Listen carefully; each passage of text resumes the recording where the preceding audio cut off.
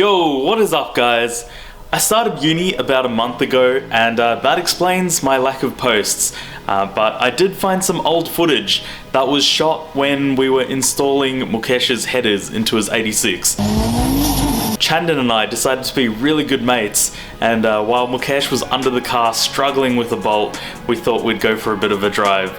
And I never posted this footage, but seeing as it's lockdown and I'm still busy with work in uni, I may as well get it out there. So here's just a quick, I wouldn't call it a review, I'd call it more my first impression on this particular car. Let's get to it.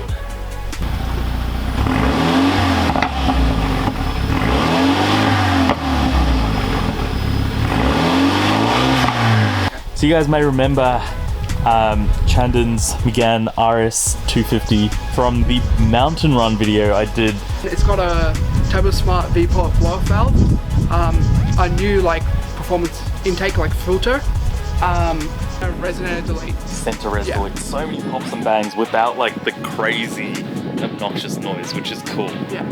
And you got P0s? Yes. Yes. Oh, how did I forget yeah, that? I know. I'm remembering better than you are. Big calipers that actually say Brembo on them. We get in and boom, we're greeted by some Recaros. I find nothing more comforting than the warm, cozy, snug fit of a nice tight Recaro. The bolster's so nice. It really holds you in. Even though I managed to ride passenger with Chandan last time, it was in the wet. Yeah. And your tires weren't that great, so I didn't get to experience what the Renault actually has to offer. And so we're in sport mode. What does sport mode do? Almost nothing. Almost nothing. Oh, okay, right. Traction control is a little less intrusive. Yeah. Other than that, apparently it makes it slightly louder. I honestly can't tell the difference. This car's pretty much in sport mode from the factory.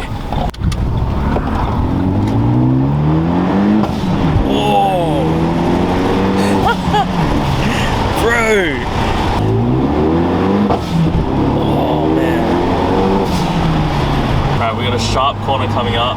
No speeding at all, in the speed limit. Within the speed limit, but we've got the G-force meter up. Go slightly. Oh. Oh my Just holds gosh. on. It holds on. Holy crap. Can you do that again? It's your boy Isham here. Finally not behind the camera, right? Actually in front of it. Driving Chandan's Megane RS250. What a stunning car. I mean, this is a 2010 model, yet it feels like it's got that race car-y, go-karty feel that I've only ever experienced in older cars, older Jap cars, and the 2012 86 Mukesh's one. So it's such a unique driving experience to have that modern luxury combined with the grassroots feel of a nice old Jap go-kart. Let's drop it down a gear.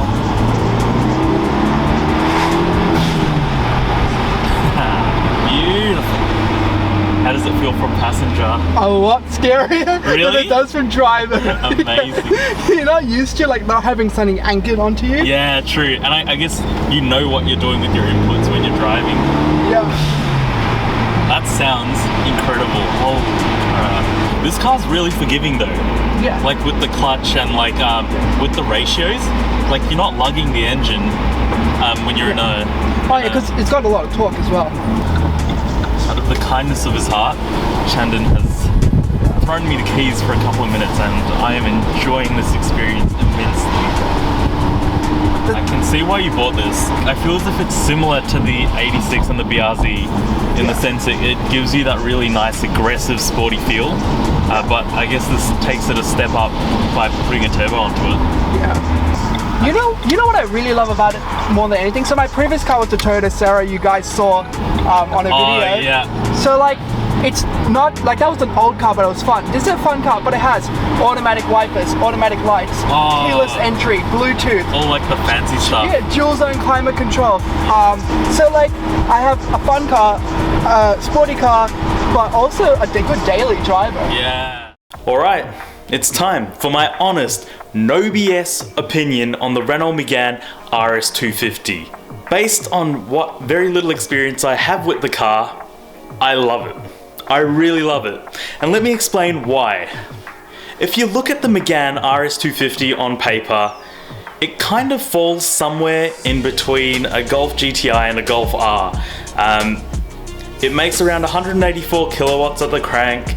It produces around 330 to 340 newton meters of torque.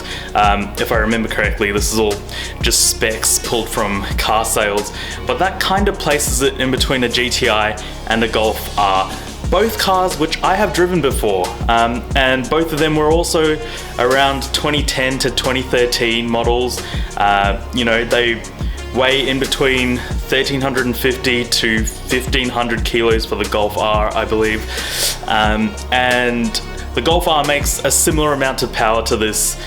So going into this, I kind of had an idea in my head of what the experience would be like. And leaving that experience behind, I was blown away because it was completely different.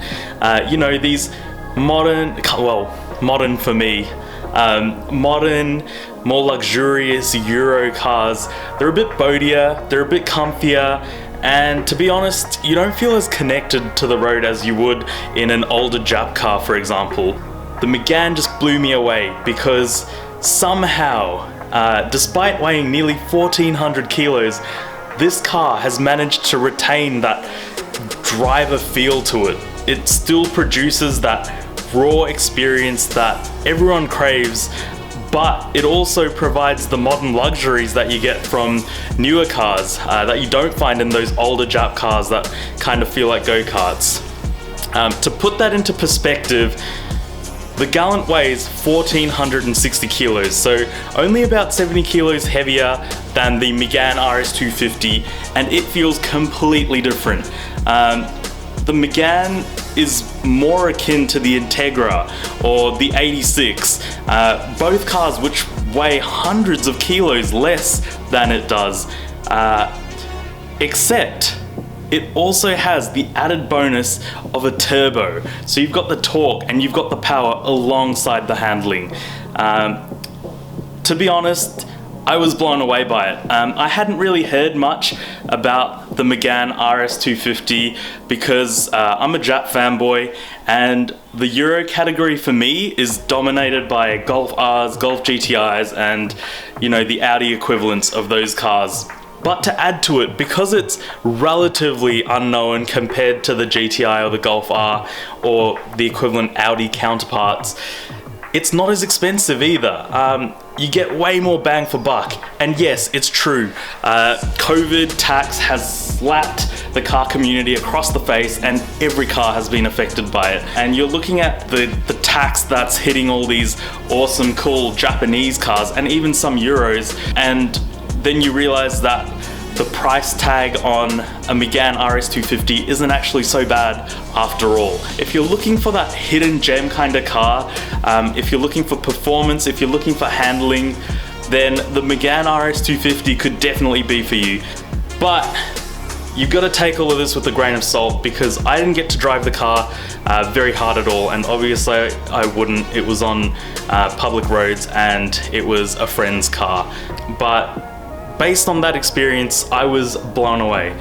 So, you know, some food for thought, guys. That wraps up my first impression for today. Hopefully I can put out a few more videos on the Integra and the Gallant, but it's a struggle during uni because the semester gets so busy and I'm working.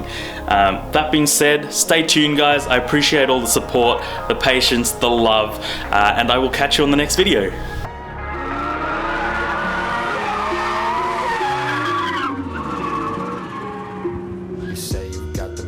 But I've never seen you bang. You say you got them drugs, but I've never seen you slang.